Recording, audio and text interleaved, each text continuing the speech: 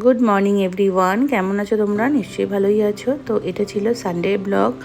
তো সকাল সকাল দেখো গরম জলে একটু ওই জিরে, তারপরে জোয়ানের সব পেস্ট যেগুলো আমরা করে রাখি, তো সেগুলো জলে গুলে একটু গরম করে নিলাম, আর তারপরে একটু লেবু রস চিপড়ে নিচ্ছি।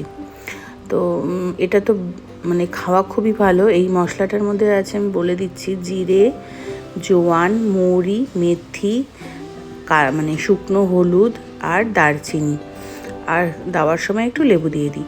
তো বিশেষ করো খেতে আমার অতটা এইসব ইচ্ছে করে না সকালবেলা, কিন্তু বাধ্য হয়ে খাই আর কি।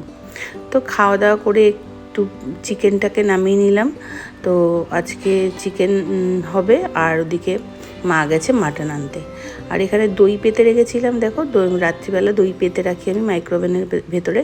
তো দইটা খুব সুন্দর পড়েছে। আমি দইটা খুব ভালোই পাতি, বলতে নেই, খুব ভালোভাবেই পড়ে, কোনো কিছু গন্ডগোল না হলে। আর এদিকে মা চলে এসছে মাটন নিয়ে।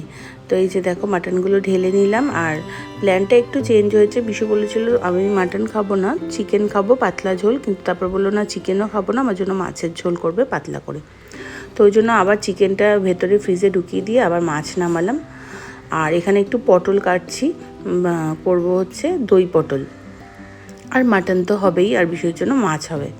আর এদিকে মিশো থেকে একটা পার্সেল চলে এসছে। এই যে ম্যাটটা দেখছো, এটা না মিশো থেকে এসছে। বেশ সুন্দর জিনিসটা। আমি ড্রেসিং টেবিলের ওপর, জিয়ার ড্রেসিং টেবিলের ওপর পেতে নিয়েছি, আর ওদিকে পড়ার টেবিলের ওপরও পেতে নিয়েছি। এতে না মানে নোংরা হবে না, ওপরটা একটু ঝেড়ে নিলে মানে ফার্নিচারের ওপরে ময়লাটা যে পড়ে থাকে, তো সেটা হবে না।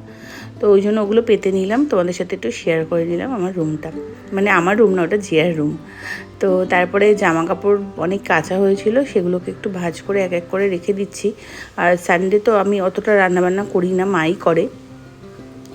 তো জামা কাপড়গুলো ভাঁজ করে ঢুকিয়ে দিলাম, দিয়ে আমি এবার যাব স্নান করতে। তো স্নান টান করা হয়ে গেছে, আর রান্নাও হয়ে গেছে ততক্ষণে। চলো দেখাই তোমাদেরকে কী কী রান্না হয়েছে।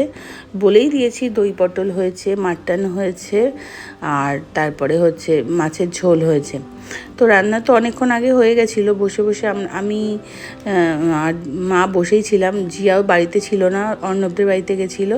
ও একটু বাদে এলো। আর বিশুও আসলো প্রায় 3:30। আমাদের খেতে খেতে অনেক লেট হয়ে গেছিলো। আর সানডেতে একটু লেটই হয়ে যায়। তো খাবারগুলো আবার একটু গরম করলাম। মাটনটা ঠান্ডা হয়ে গেলে কেমন লাগে না, তার মধ্যে এসি চলছে ডাইনিংয়ে।